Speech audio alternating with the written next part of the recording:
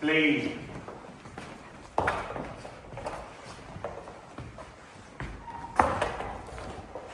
Bleed. All right. You should have checked that better than that, okay? All right, okay. You guys, one on the wheelchair, one on the scooter. Good boy. Down. Bleed. Good boy.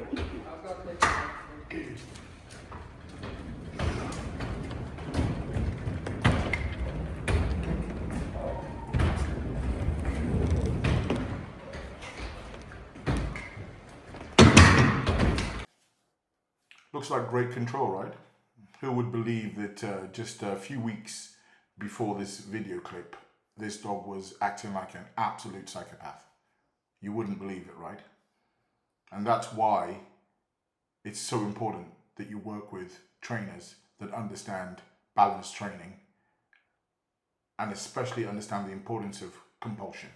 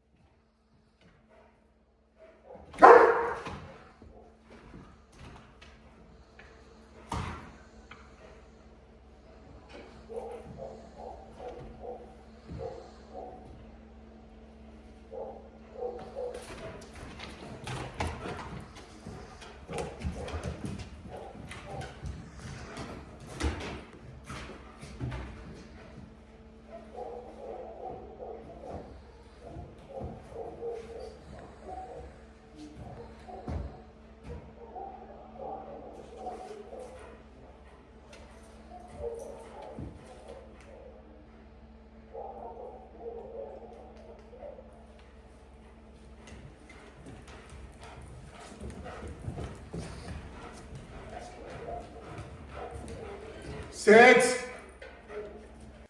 So this was the first session. You can see that without a muzzle, this dog would have bitten my private parts and caused serious injury. I mean, those type of bites could, lead to death. We put ourselves in these positions because we want to do our best to help these animals. When this clip first went out, there's a group of people that are talking nonsense. They have no experience in alpha rule and compliance, consequences. They have no idea the importance of dogs like this losing battles. Handler respect. Without that respect, it's impossible for the handler to establish compliance. Without that muzzle, that could hurt a child. So that was the first lesson for this dog before we move on to do anything else. The next stage is to get the muzzle off, but also not blow caution to the wind. And that's why it's important that you deal with professionals. So here the muzzle is off. We have a bite jacket on. If he redirects, then the handler is protected. We must not lose any battles at this stage. So if he redirects, we must stand our ground. The next is to start to get compliance by making him do basic exercises, like going over the agility, and it's building a principal relationship of you do as I say, and then you enjoy life. So that is another message that is set very early on. Good boy. Boost.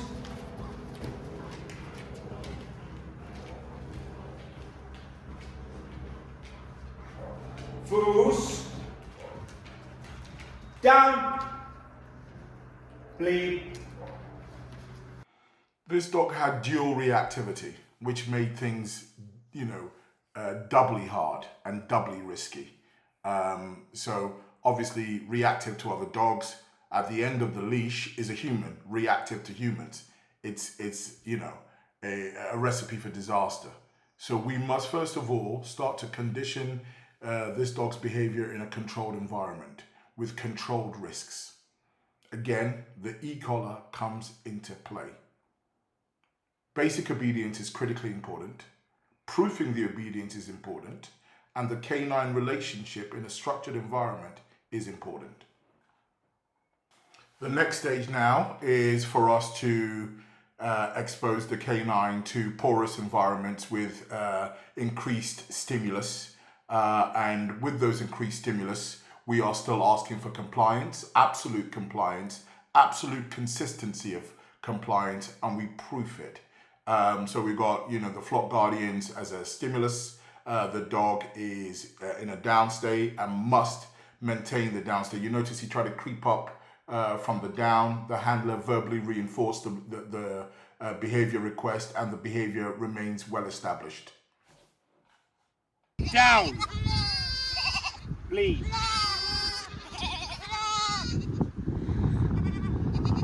The next stage is we continue to expose the canine to genetic stimulus. And what we mean about genetic stimulus is the genetic prey drive, the genetic hunt drive. You can see here, he is creeping up from the down, verbally requested again, and we have compliance. This is a massive stimulus.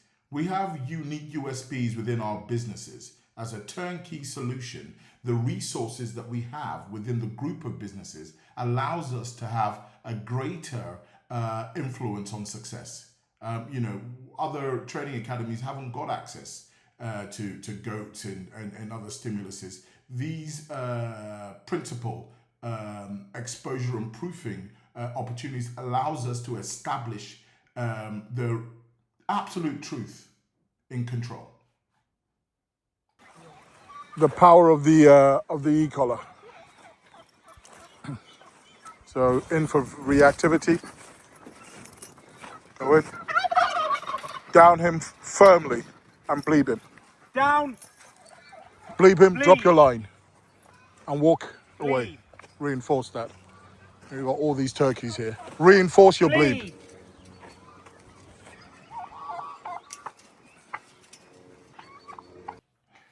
These are high arousal exercises, and these are exercises that we use to prove the legitimacy of the compliance. So the off-leash reality is very important. Do we have genuine control? Do we have willing compliance? And is it consistent? And he's done incredibly well. This is a very, very, very difficult and stimulating environment. And yeah, he remains compliant. So we know we're on the right track. Power of the e-collar. We got sheep up here, and we are going to let this dog off leash. Take the leash off completely. And walk off.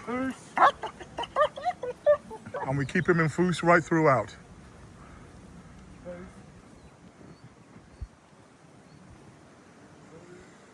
You got the sheep in the distance. Yep. Down him. And walk off. Reinforce.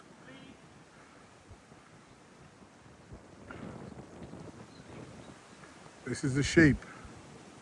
All in the same field. Animal is off leash. When we discuss genuine animal welfare, would it not be a prudent discussion for us to discuss the opportunities that are then given to dogs that are trained on e-collars that allows them to be able to roam freely, exercise, not be shot by farmers? What about the welfare of the animals that could have been attacked or the people that could have been attacked? Look at this absolute control we have. Down him. And bleeb him there. And walk back to me. Reinforce your bleeb. You got very vulnerable sheep here.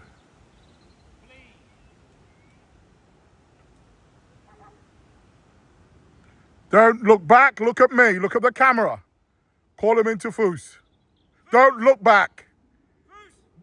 Don't look back. He's crossed you, call him back in. Yep, call him back. He must return. And stay in foos. Do not, there we go. And walk back, there we go. That's a foos. How were you going to chase that dog if you didn't have the e-collar? Beautiful. Beautiful. So this is Bane. He was in for reactivity. How do you guys think he done? He's improved massively. Before we came, no one had been able to touch him for about 3 years, and now we can see he's being handled by multiple people here. Seems way calmer, much less reactive around dogs walking around outside. Yeah, he's just still himself, still very happy, but nowhere near as reactive as he was before. Yeah, his demeanour around dogs, his calmness around the handlers and all of the staff here is really nice to see. Just to see him more relaxed and more happy as a dog is the main thing. But on top of that, it's going to make our lives a whole lot easier handling him, and he can be included in a lot more of the things that we want to do. And that was the main thing that we wanted. He's achieved a lot, and we're really thankful to all the team, all the staff here for working with him and giving him their time. He's lovely, really.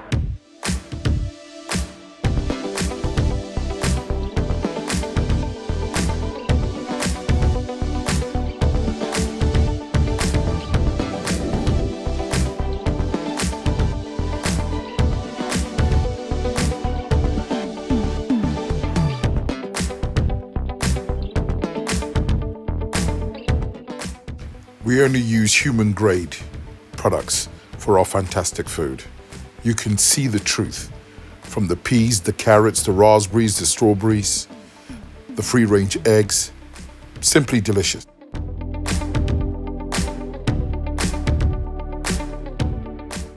We are the only company that can brag that we know exactly where the protein sources came from.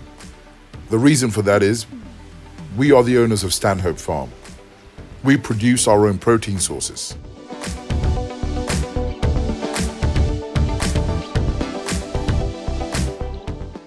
Look at these. How authentic is this?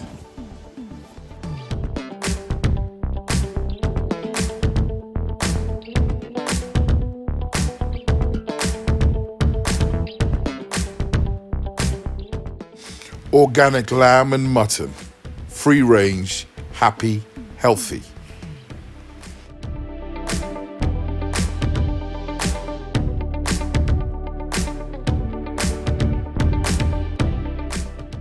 Working closely with fantastic vegetable and fruit farmers in Kent.